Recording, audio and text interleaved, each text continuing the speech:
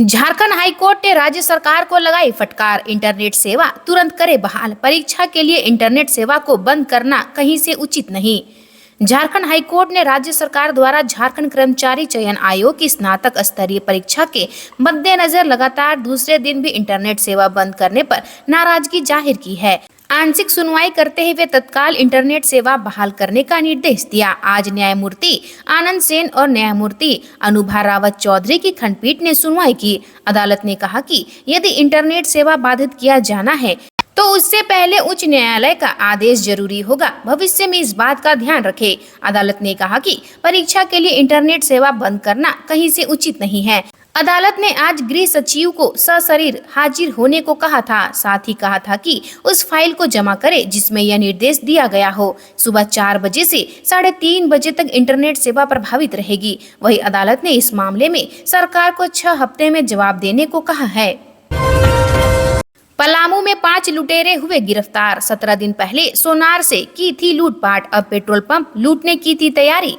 Palamu police ने 5 लुटेरों को छतरपुर थाना क्षेत्र से हथियार के साथ गिरफ्तार किया है। इसके पास से एक सोनार से लूटा गया सोना भी बरामद हुआ है। अपराधियों की गिरफ्तारी छतरपुर जपला मुख्य मार्ग के मदनपुर से शनिवार को हुई। इस लुटेरा गिरोह में बिहार और झारखंड के अपराधी शामिल हैं। एसपी रिश्मा रमेशन ने रविवार को बताया कि 10 अपराधी पेट्रोल पंप लूटने के लिए इकट्ठा हुए थे। पुलिस को जानकारी मिली। लुटेरे को मौजूदगी वाले जगह पर एसडीपीओ नौशाद आलम के नेतृत्व में पुलिस टीम पहुंची तो भागने लगे। 5 अपराधियों को पकड़ लिया गया और गैंग के सरगना सहित 5 भाग निकले। गिरफ्त में आए अपराधियों ने पूछताछ में साथियों के संबंध में जानकारी दी है। पुलिस उनकी गिरफ्तारी में लगी हुई है।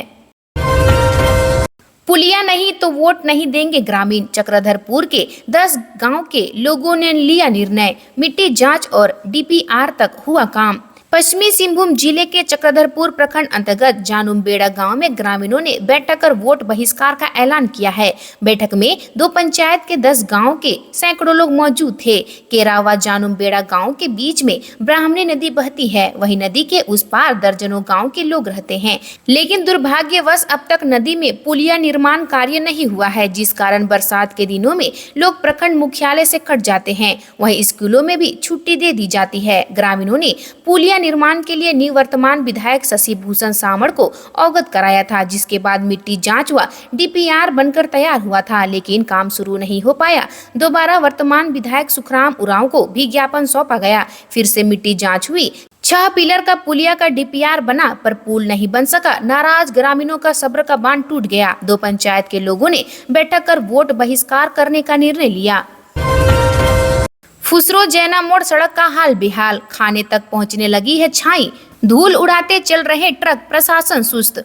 बोकारो थर्मल पावर प्लांट का छाई हीरक रोड होते हुए फुसरो जैना मोड़ मार्ग से नई बनने वाली एनएच तक पहुंचाई जा रही है। उक्त छाई ट्रांसपोर्टिंग में नियमों की अवहेलना करने, ओवरलोड ट्रांसपोर्टिंग करने, फटा तिरपाल इस्तेमाल करने के कारण छाई कण व बड़ा बड़ा ढेर सड़कों पर गिरते रहता है, जिससे फैलने वाले प्रदूषण से सड़क किनारे स्थित लगभग 2 लाख की आबादी के अतिरिक्त सड़क पर बाइक, साइकिल व खुली गाड़ी से चलने वाले लोग परेशान हैं।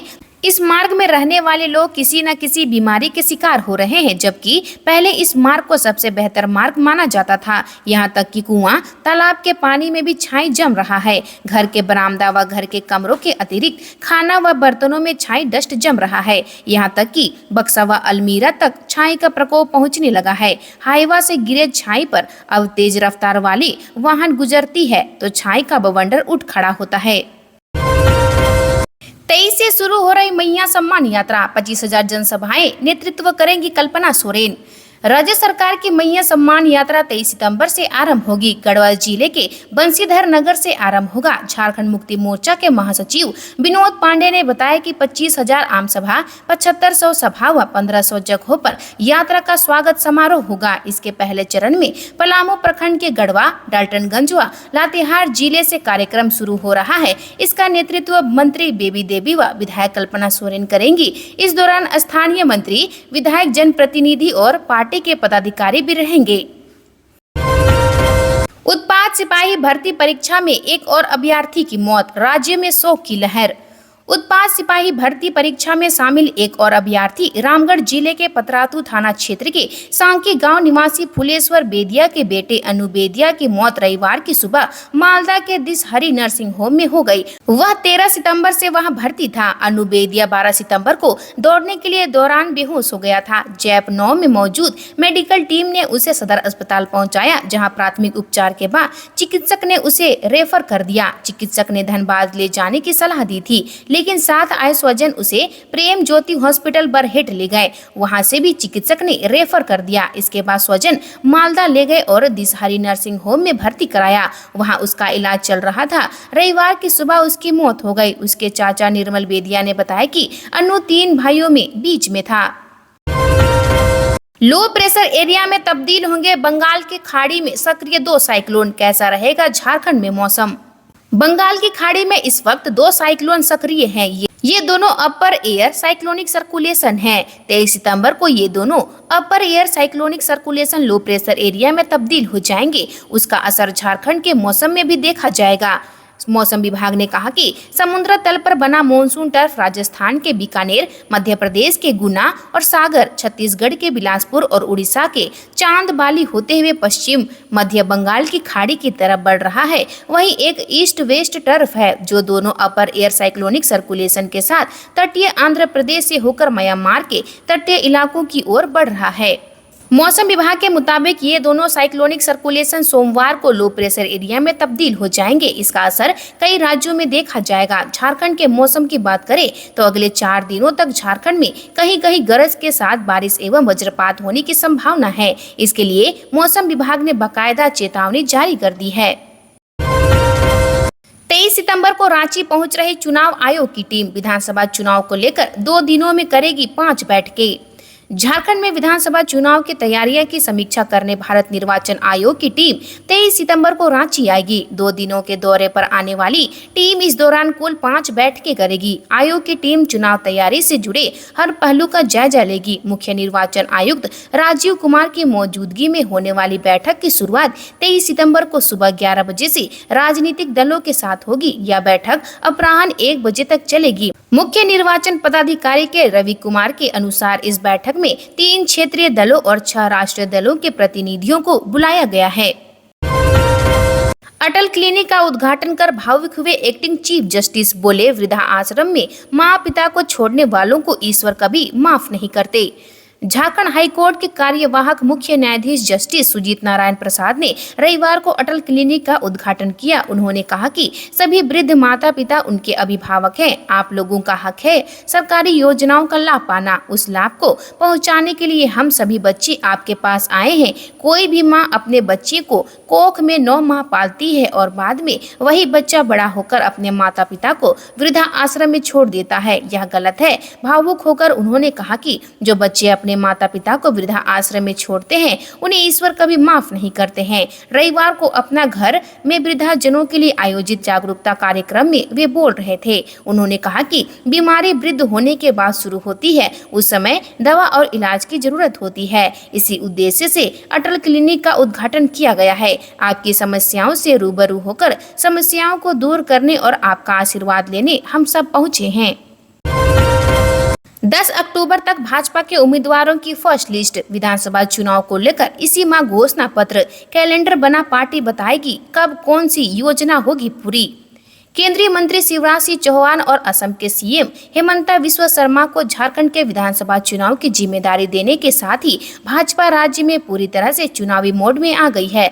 2 दिन पहले गृह मंत्री अमित शाह ने साहिबगंज से परिवर्तन यात्रा की शुरुआत कर पार्टी के अधिकारियों से लेकर कार्यकर्ताओं तक को जिम्मेदारी सौंप दी। इस बीच भाजपा ने साफ तौर पर इस बात के संकेत दिए हैं कि जल्द के विधानसभा चुनाव को लेकर पार्टी बड़े निर्णय लेने जा रही है। पार्टी झारखंड विधानसभा चुनाव को लेकर न केवल घोषणा पत्र जारी करेगी बल्कि संभावित उम्मीदवारों की पहली लिस्ट भी जारी करेगी। जेल में बंद आलमगीर आलम करेंगे विधानसभा चुनाव प्रचार। विधानसभा चुनाव को लेकर कांग्रेस ने बनाई 3 कमेटी, 6 नेताओं को सभी में जगह। झारखंड में होने वाले विधानसभा चुनाव को देखते हुए अखिल भारतीय कांग्रेस ने 3 कमेटियों का गठन किया है। इसमें प्रदेश चुनाव समिति, प्रचार समिति और घोषणा पत्र समिति शामिल है। इसमें चौंकाने वाली बात यह है कि जेल में बंद पूर्व मंत्री आलमगीर आलम को प्रचार समिति का सदस्य बनाया गया है। सुबोध कांत सहाय को प्रदेश प्रचार समिति, बंधु तिर्की को घोषणा पत्र समिति और केशव महतो कमलेश को प्रदेश चुनाव समिति का अध्यक्ष बनाया गया है। तीनों समितियों ने राज्य के कई कांग्रेस नेताओं को जगह नहीं मिल पाई है, जबकि बंधु तिर्की, बन्ना गुप्ता, प्रदीप यादव, शहनवाज अनवर, जलेश्वर महतो और अशोक चौधरी को तीनों कमेटियों में जगह दी गई है। इसके अलावा 22 नेता ऐसे हैं जिन्हें अभियान समिति और प्रदेश चुनाव समिति में जगह मिली है। छत्तीसगढ़ में झारखंड की महिला को रेप कर मार डाला। बॉयफ्रेंड ने दोस्त के साथ मिलकर पत्थर से कुचला चेहरा, फिर घोंट दिया गला। छत्तीसगढ़ के जसपुर में झारखंड की एक महिला की रेप के बाद हत्या कर दी गई। बॉयफ्रेंड ने पहले रेप किया और फिर अपने दोस्त के साथ मिलकर महिला को लाठी डंडों से बुरी तरह पीटा। इसके बाद पत्थर से चेहरा कुचला और गला घोंटकर मार दिया। मामला कोतवाली क्षेत्र का है। जानकारी के मुताबिक स्थानीय लोगों को 18 सितंबर को भबरी गांव के जंगल किनारे नाले के गड्ढे से 30 साल की एक महिला का खून से लथपथ शव मिला। इस पर उन्होंने पुलिस को सूचना दी। जांच के दौरान पता चला कि महिला झारखंड के गुमला जिले की रहने वाली थी। पुलिस जांच में सामने आया कि महिला शादीशुदा थी और यहां अकेले रहकर मजदूरी करती थी। इसके बाद पुलिस ने शव को पोस्टमार्टम के लिए भेज दिया। रिपोर्ट में महिला से रेप, मारपीट और गला घोंटकर मारने की पुष्टि हुई है। इसके बाद पुलिस ने रेप और हत्या की एफआईआर दर्ज की।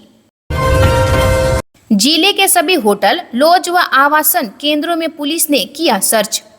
डीसीएसपी के निर्देश पर जेएसएससी की संयुक्त प्रतियोगिता परीक्षा के मद्देनजर जिले के सभी अनुमंडलों व प्रखंडों के प्रमुख होटलों में पुलिस ने सर्च अभियान चलाया। आवासन के लिए ठहरे लोगों से जुड़े दस्तावेजों की जांच करने के अलावा पुलिस ने सभी दस्तावेजों, इलेक्ट्रॉनिक उपकरणों और अन्य सामान को बारीकी से जांच की। सभी होटल व लॉज में जांच के दौरान पुलिस ने होटल के रजिस्टरों और सीसीटीवी फुटेज की भी जांच की, ताकि किसी की भी अनियमितता की संभावना को पूरी तरह से खत्म किया जा सके।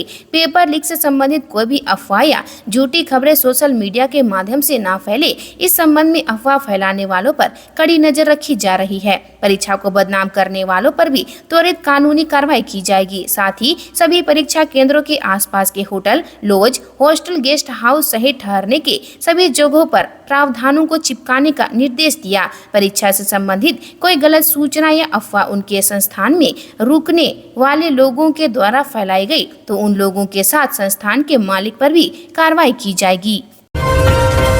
आज के लिए इतना ही। मिलते हैं अन्य नई खबरों के साथ में। धन्यवाद।